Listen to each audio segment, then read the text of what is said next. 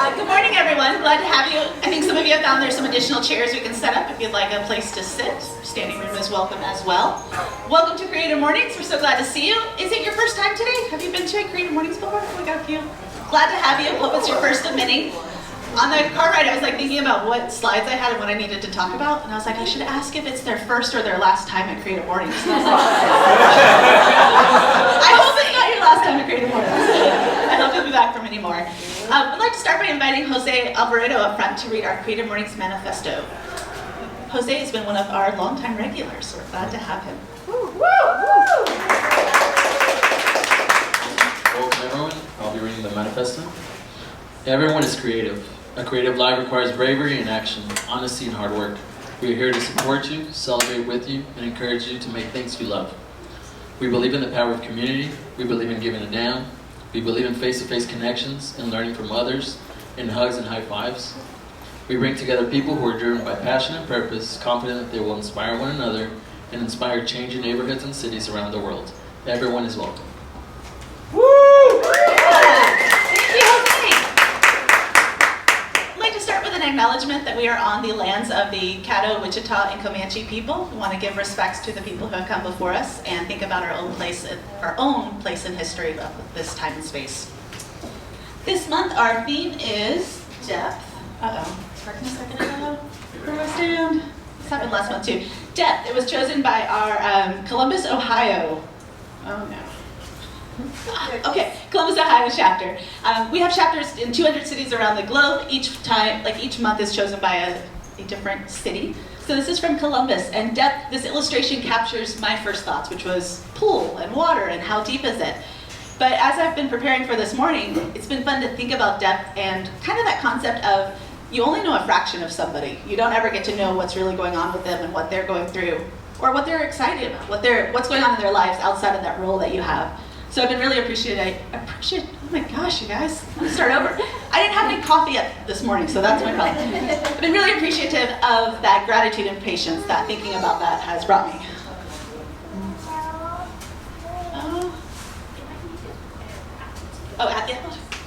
Well, it's Bluetooth to the computer, which is why I keep leaning towards that.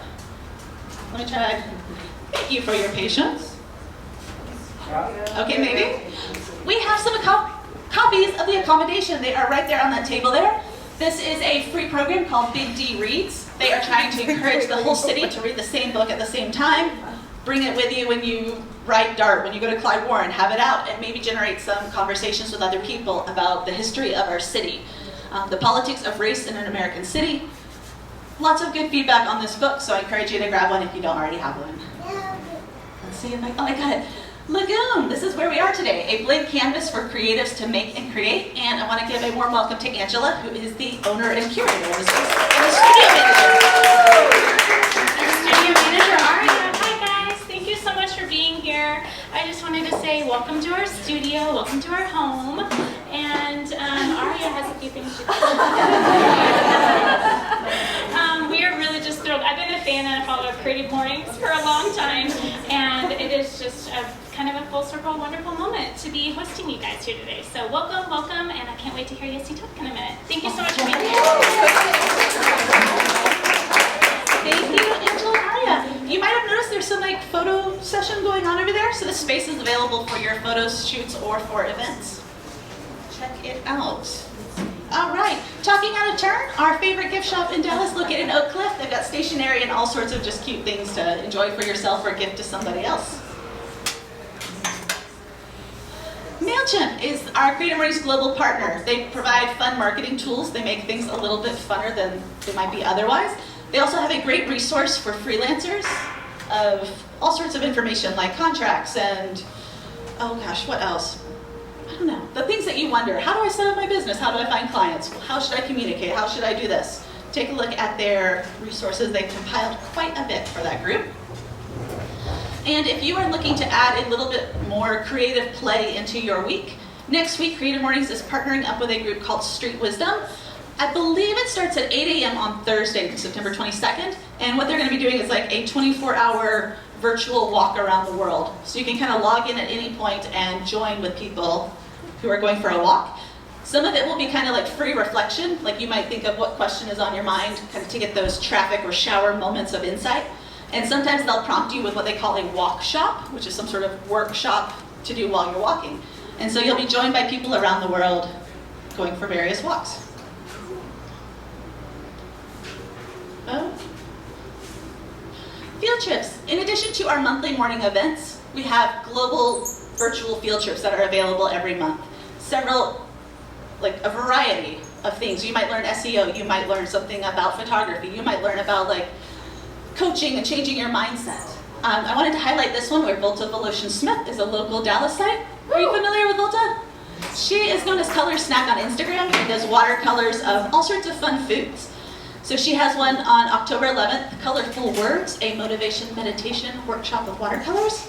Could be a great way to unwind or a great team bonding activity to bring to the office or the virtual office. So I've made it through, stumbling through my intros, and I appreciate your patience. We're now here for our featured speaker, Yesi Fortuna. She is a photographer, a director, a mother. She is tackling this theme of death and looking at all of her past lessons, all of her, where her journey has brought her and where that takes her next. So a warm round of applause for Yesi. Buenos dias, bienvenidos. Today is actually Mexican Independence Day, which is so perfect. This was not planned. I just like to get into my cultural heritage whenever I feel like I'm celebrating or I'm really wanting to kind of get bold within myself. So it just happened to be that way, and it's also Mexican Heritage Month. So I'm like really ecstatic about that kind of correlation coming together. Look at all of you beautiful people. Oh my goodness, you came out in the morning. I'm so impressed. This is what that always like, I'm like, I want to do it in the morning, go out. You're here. I'm so impressed with all of you. So yes, today I am talking about the theme of death. And to me, whenever I was talking to Megan about what I could talk about and all the different topics that there are, because every month it changes and there's like a different topic, I was like, I feel like I might be the person for talking about death. Why? Because I'm a very deep person, I'm very willing to dig deep, I'm willing to go there and look at all the hard stuff, and I'm willing to kind of even more so give it away and share it with others, even though that's really scary to do.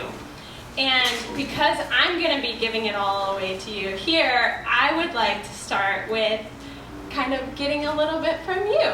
So it's actually a known thing that if you yawn, you are releasing energy, you are expelling whatever is not working for you. So I'm wondering if it will work for any of you guys if I just like start yawning. If it's gonna draw any yawns out of you. I saw a few. Good. So get loose here, because it's not quite fair for me to just completely open up and all of you get to be all reserved, right? Like loosen it up a little bit. Okay. My name is Yesi Fortuna. I am here to talk about what it looks like to reinvent yourself. Most of the time whenever I hear talkers or speakers come up and talk about something, I feel like they've accomplished something and they're like on and doing great things and they're like on it. For me, it's like this. I've done some good stuff out there, but I also have gone through a lot, and right now I'm figuring out what I'm going to do next. I think a lot of people relate to that. And I'm having to be really intentional about my next choices, my next steps. And so anyway, I just wanted to open it up with that and kind of set the tone and let you know like what you're going to hear from me. Can I get the clicker? Thank you. And then there's like a magical special spot. I think I turned it, so I think let me see. I was trying to get it substitute.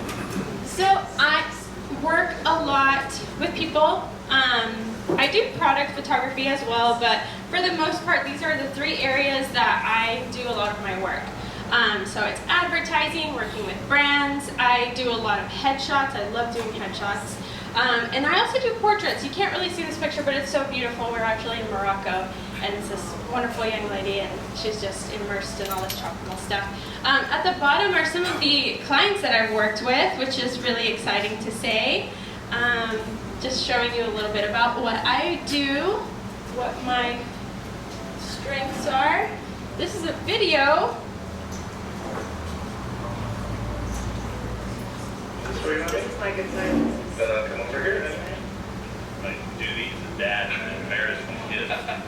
And one of the ways I do it, dad jokes. I remember when I was in middle school orientation, and he always wore these same tie-dye.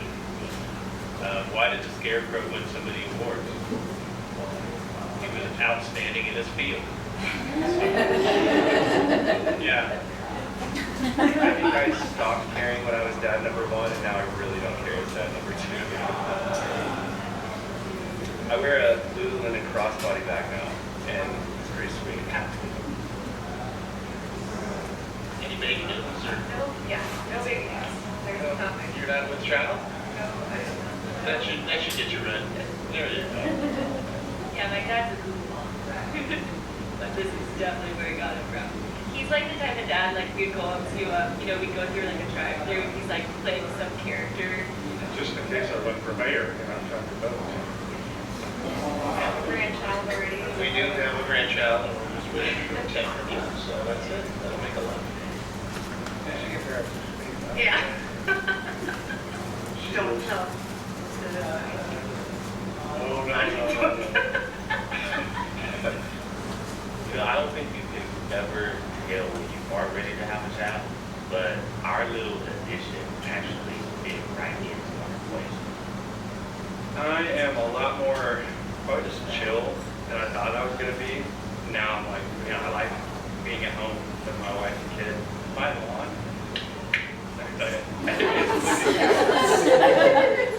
Happy Father's Day. I love you. So this is obviously a Father's Day campaign that I did for the products Divi. I directed it. I also produced it in this case. And I interviewed the individuals. I edited it. So I'm more of a filmmaker as a whole than just a director, but I also wanted to show you that. I also do other projects that are just more special to me. This is a project, Raíces Mexicana. It's centered around all of the areas in my life where I still have a connection to my Mexican roots. Because whenever you come to America, you start to lose a little piece of what it's actually like to be surrounded by the culture. And you start blending, and then you lose some of what was there for you in the past, and you very easily kind of forget.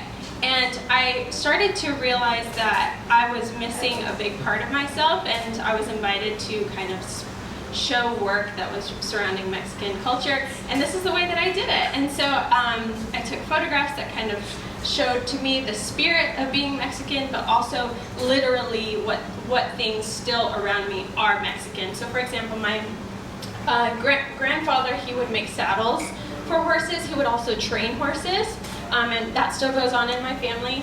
And then my sweet niece, just seeing how she's adopted the culture and how much she loves it, and seeing it being passed down through her.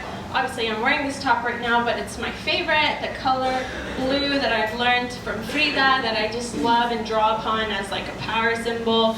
And then this was kind of just like how I think of the spirit of being a Mexican woman. It's beautiful, elegant, but you do kind of have to get your hands dirty, and it's very forcing a forceful nature to it, but graceful.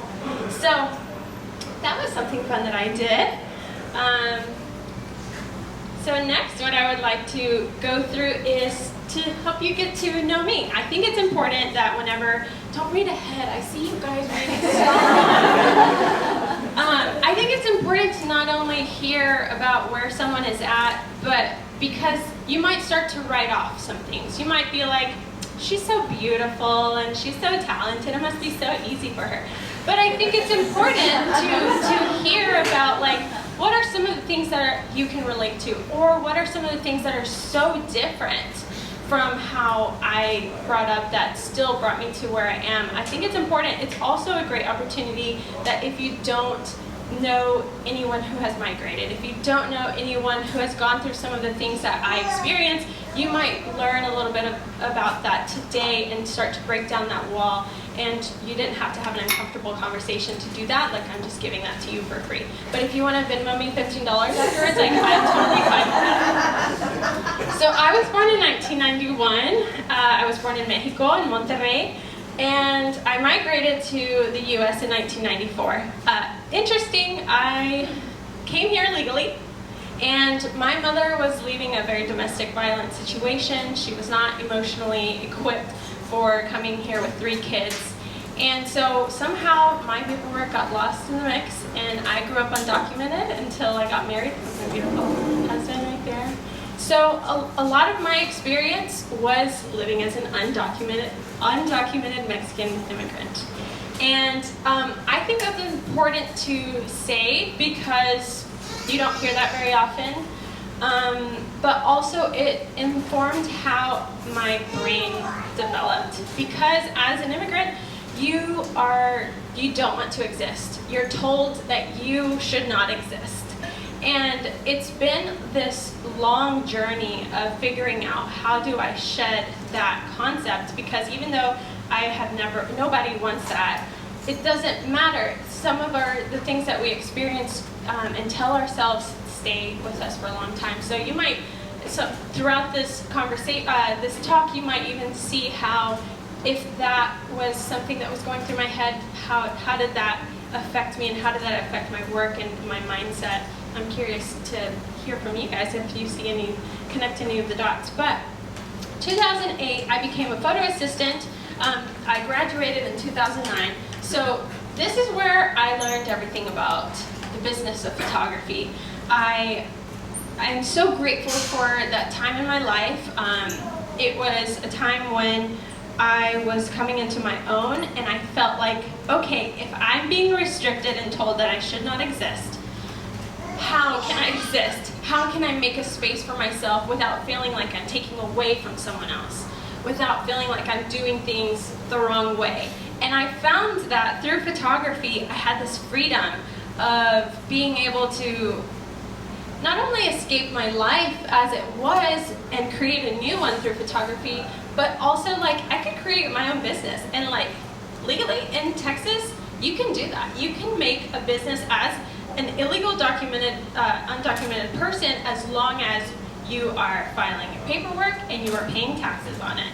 And so I was like, okay, I feel good about this. I feel like I can fully put myself behind this. And so I did. I completely devoted myself to photography. And I graduated in 2009. I basically was like, you know what? I'm just going to keep going. And I stopped for like a month, and I was like, no, this is not right. I've got to keep on to it. So that's how I kind of decided to keep going.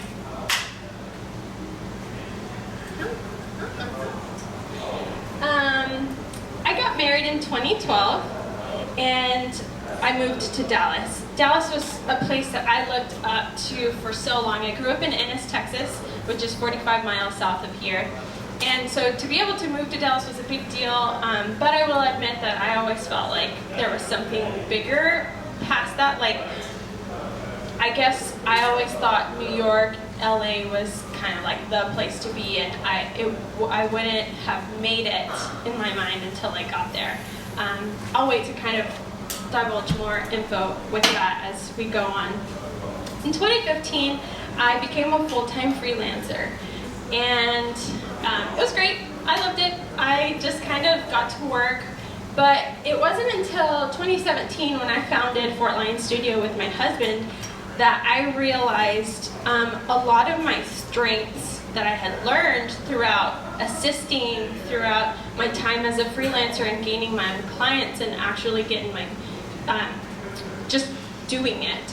I realized that I had a lot more to offer, and I finally had this safe space that I created. Again, similarly to when I found photography, I just found like a safe space that I could really feel free enough to explore.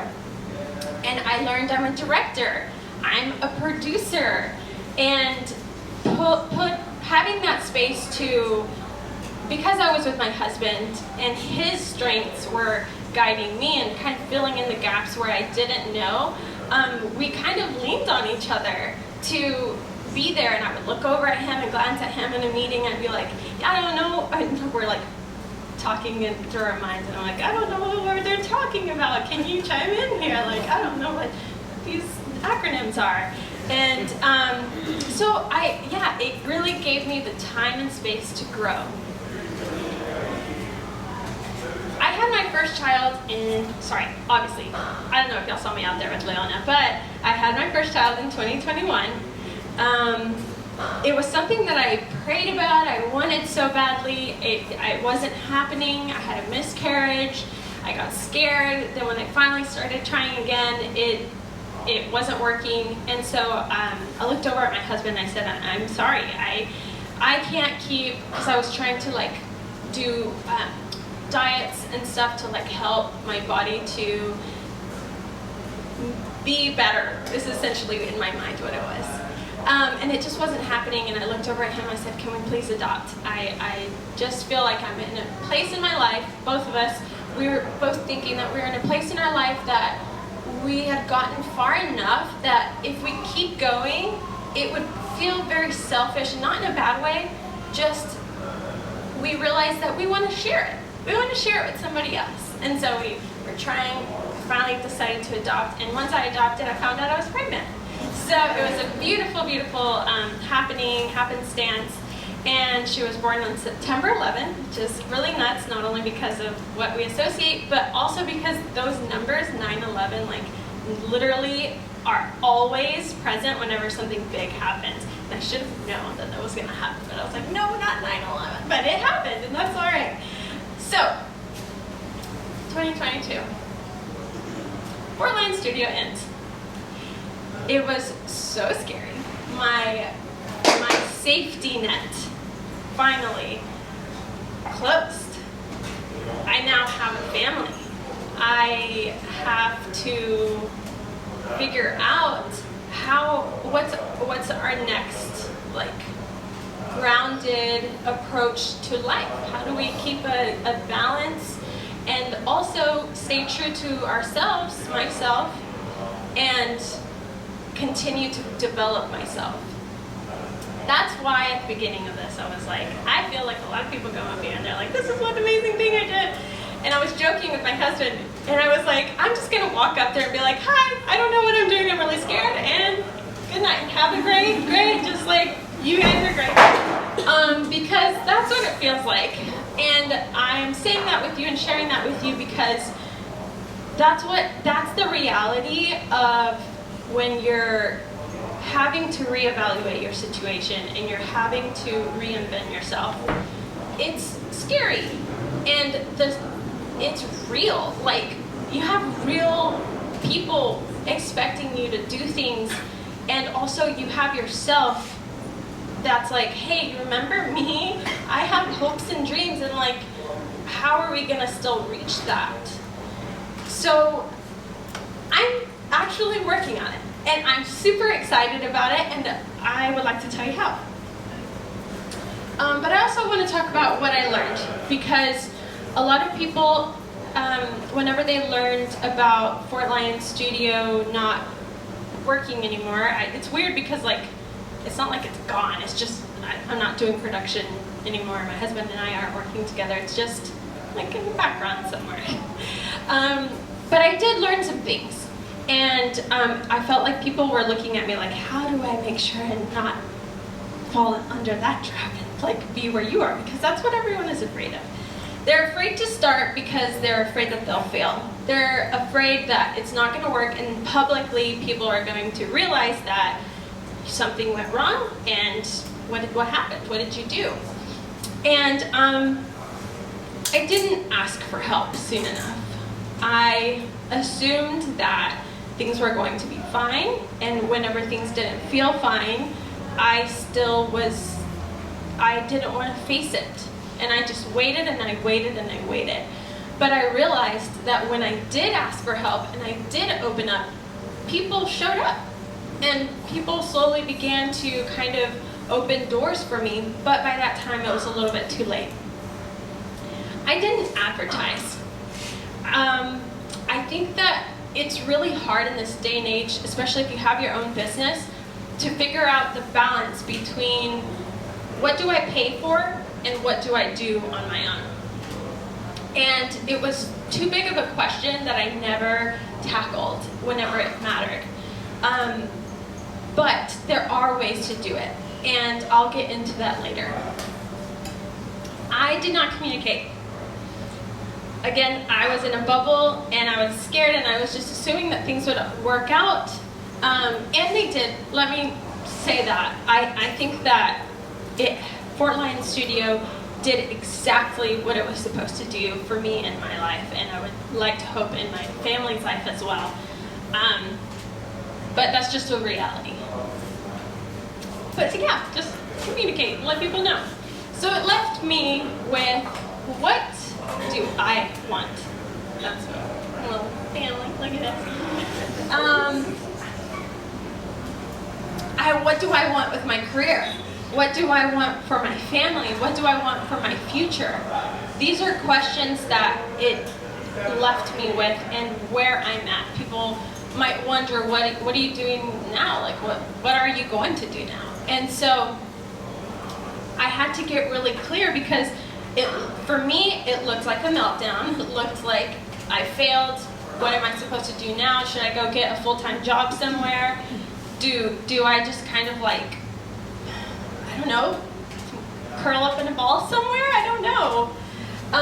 And so I sat down and I asked myself these questions, which I think is very important. I think a lot of people will just kind of avoid facing where they're at head on, and I was bold enough to ask these questions. So then it left me here. I needed permission from myself, but I also needed to shift my outlook.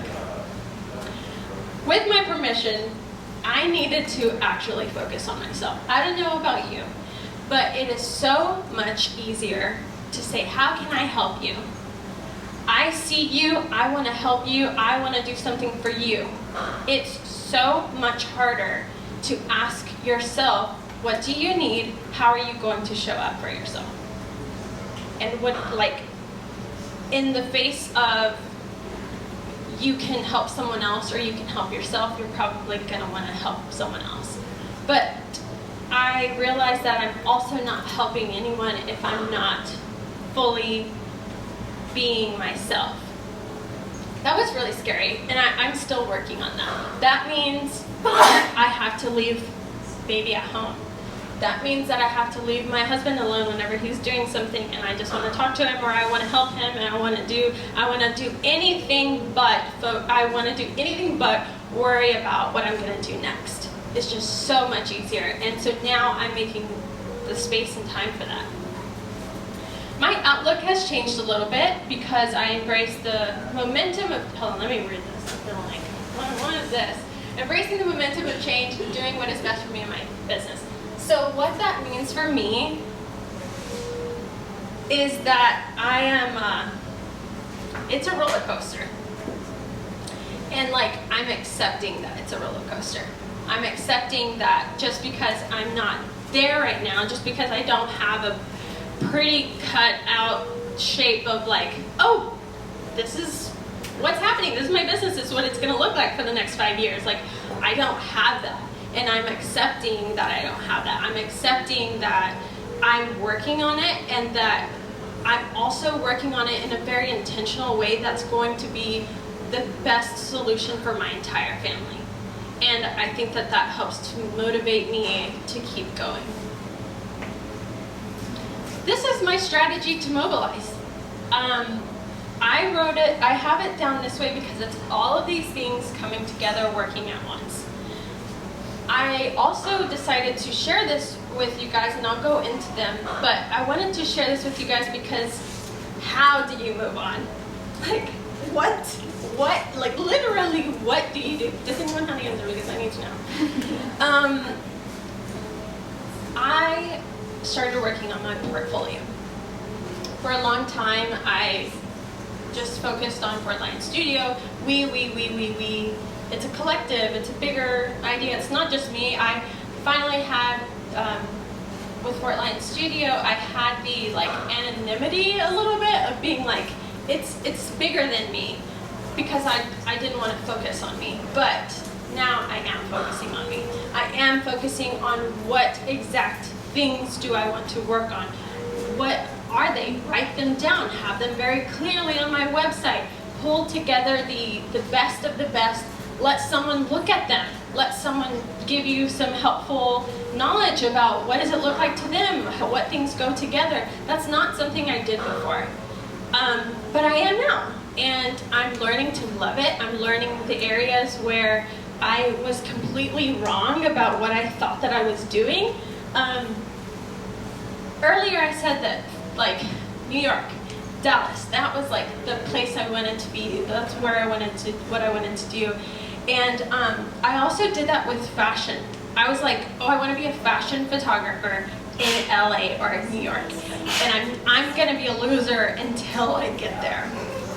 But I realized that actually a lot of my work is lifestyle.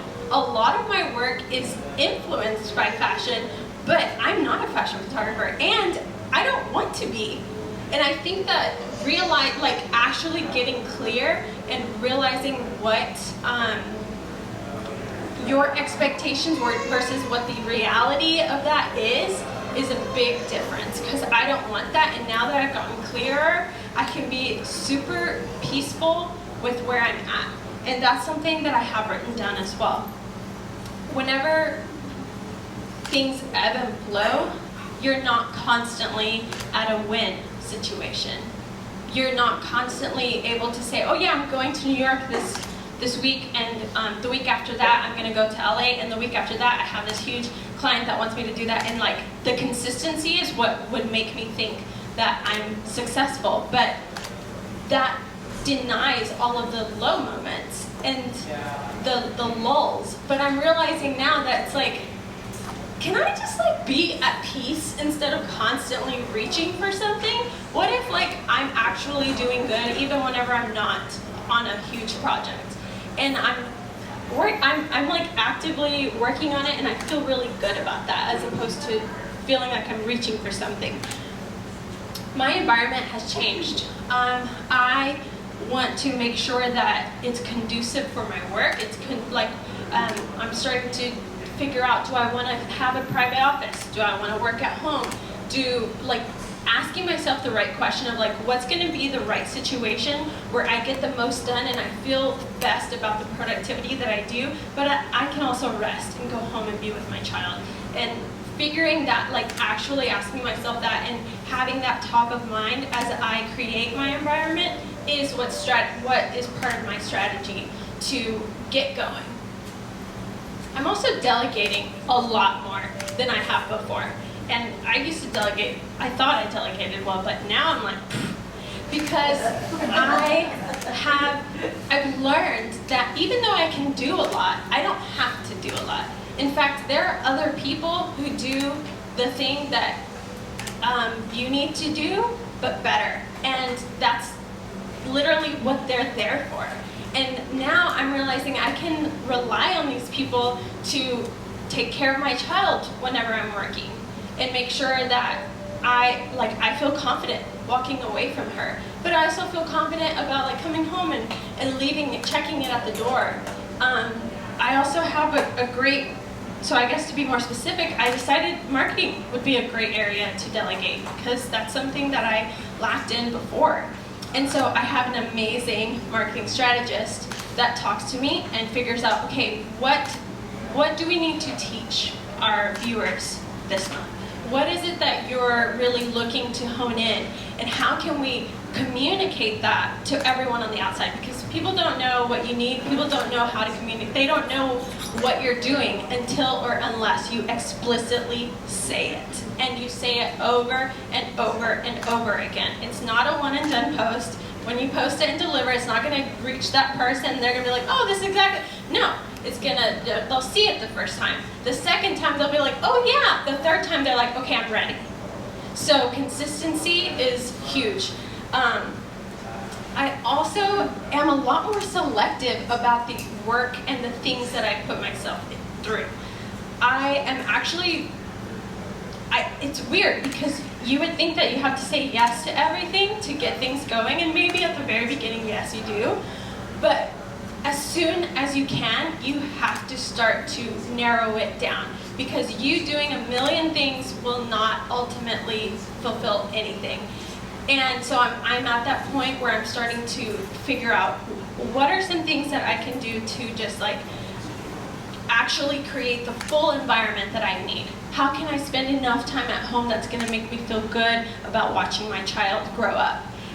What projects do I need to be on that I can charge efficiently for so that I'm not somewhere else all of the time? These are the questions that I'm asking myself. I'm also my own client now, which is something that I didn't do before. Like the website, the advertise, the marketing, that was in the back burner. And once I put myself as, okay, I am my client, we are meeting here today to talk about me and my needs and how I need to communicate. What do I need to do to fulfill that and fulfill the journey for my client who is me? And ever since doing that, it's been like a really weird opening, like things are falling into place a lot easier than they were before. And so I wanted to share that. So my life now, it looks crazy. This is my child eating dirt. That is me at Times Square with my billboard. It's a blend. And I am at peace with both of these things. I'm at peace with not having cameras around me in my hand, people saying, Yesi, what are you doing? I'm at home.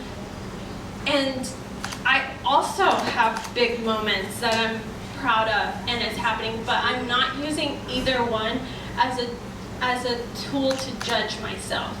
I am just finally at a place where I'm like, I can breathe. And I don't know what the future looks like. I don't know if like I'm going to reach whatever next goal I'm going to put in myself onto myself. I just want to be happy, and I just want to know that like I'm practicing and I'm being intentional and I'm being the best person to others that I can be, but that ultimately I'm trying and that ultimately we're growing. So these are ways that you can connect with me. You can follow my marketing strategy on Instagram.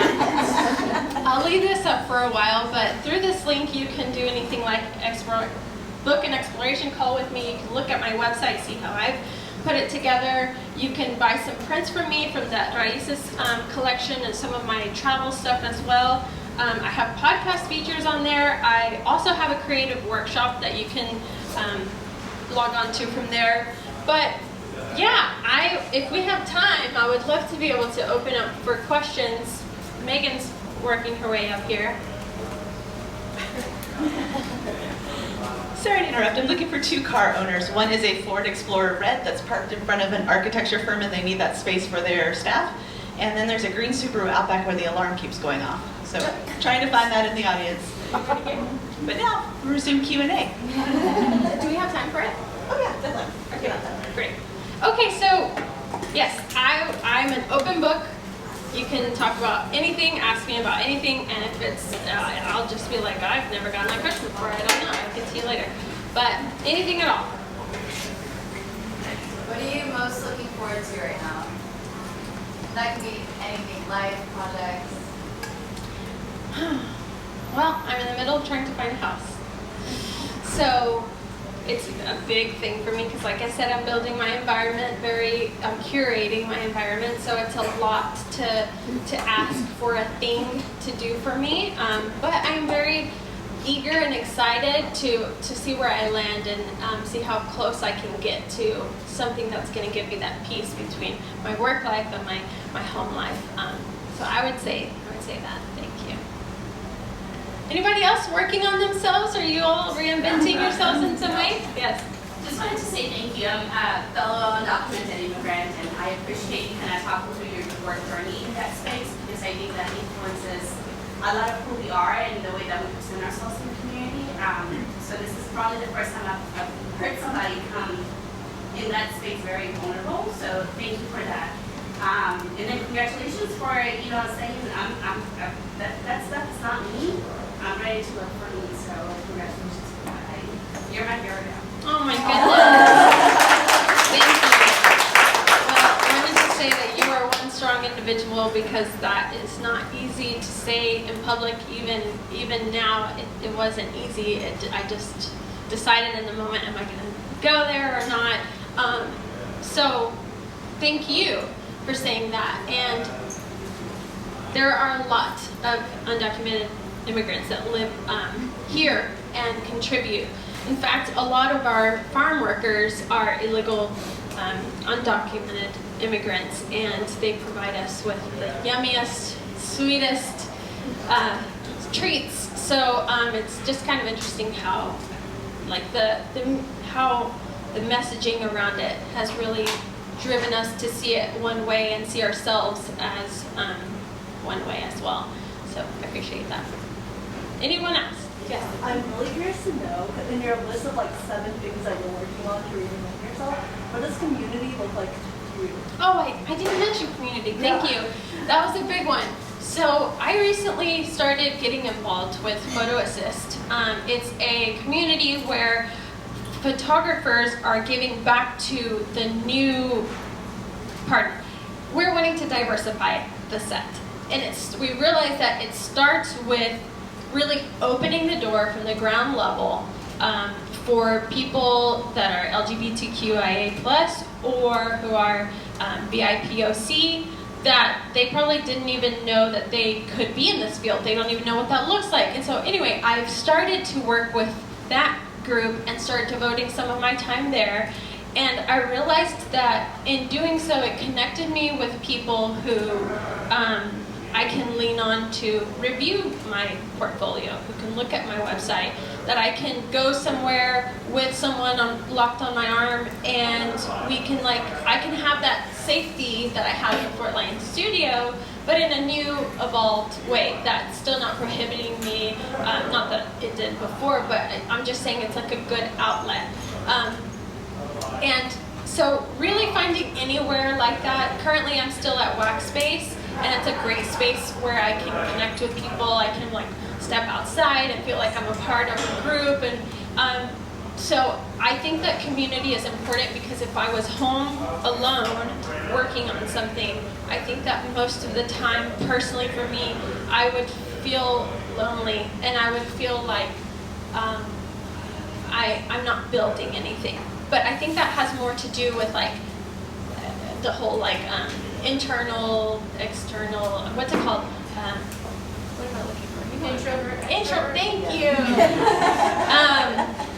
I think it might have something to do with that, where whenever I'm with people, even just here talking to you all, this is a treat for me, because when I have the opportunity to talk it through, I'm like, oh, cool, that makes sense. I can kind of start to put the dots together. So that also, I have an assistant that helps me with the more detailed stuff of posting, the more detailed stuff of copywriting for my website, for literally anything. And that has been a huge, huge step for me, even though I'm paying for it. I'm building something, but I'm paying for it. But I'm realizing that that's what it takes. And if I want to make it, I want the foundation to be solid. I want it to start off well, and learn from my mistakes, learn from my past, first and foremost. Thank you for asking that. Anything? Hi. Yes. Hi. Angeline. Yes. If one is interested in their own journey of bettering themselves, tapping into their own vulnerability, what is the one key advice you would give to them? She's asking if someone wants to hone in on themselves, tap into themselves, what's the key advice I would give to that person? Specifically vulnerability. to being vulnerable. I'm letting myself think about that and give you an honest answer. Being vulnerable is not easy. I remember having a conversation with my husband, and we were arguing about something, and I chose to be vulnerable in that moment and tell him what was really bothering me. And I said, I want you to know, and like that unlocked the real conversation that we needed to have. And afterwards we moved on and everything, and I felt like I needed to say, by the way, that what I did back there was really hard for me. It felt like my skin was crawling, I thought I was gonna throw up, and I did it anyway. That's what being vulnerable actually feels like and looks like. I think that's why a lot of people don't do it, because you actually think you might throw up. But you will find that you, most of the time, probably won't. And the second time, your skin doesn't crawl that much. And then the third time, you realize what you did last time, that you can tweak a little bit. So my skin is crawling. I don't know what y'all are thinking. Are you judging me? I don't know. But I'm being honest. And so being vulnerable, I think, is very tied to being honest. And I feel like if you want someone to understand you, you should be honest, you should be vulnerable, you should let them know a little bit about what's going on. We're all human, whether I feel like we do a really good job of building up our persona and like portraying the best parts of ourselves. But the reality is that whatever I'm going through, I know that you've gone through in some way, shape, or form. So anyway, also tapping into your vulnerability and like infusing that with what you do on a daily basis. Infusing that in your work, it actually strengthens your work. Especially if you're an artist, especially if you're doing anything that has to do with your own personal voice. Angela, can you hear me? Her baby probably was like, so anyway, that's my answer to you. Maybe it's time for us to leave, and they're like, get out. I am available if you guys want to connect with me. I also do consulting, which I found that is very helpful for businesses who are trying to organize themselves on all levels. So there are many ways that you can connect with me. I'm a wealth of knowledge, if I can say so myself. See, she's walking outside with her baby. Her baby totally just like that. So thank you so much, everyone. I appreciate it.